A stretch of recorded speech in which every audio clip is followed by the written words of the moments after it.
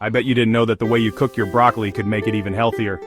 Let's dive in. So, you've been steaming, boiling, or microwaving broccoli thinking you're acing the health game, right?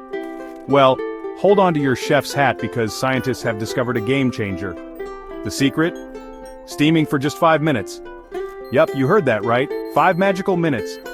Any longer, and you risk losing those precious nutrients. But here's the catch. It's gotta be at exactly 140 degrees Fahrenheit. Sounds tricky? Not really, just grab a kitchen thermometer and you're golden. So next time you're prepping your greens, remember, it's all about that 5-minute steam. Your body will thank you, and hey, your taste buds might too. Stay healthy, stay happy, and keep crunching on that broccoli.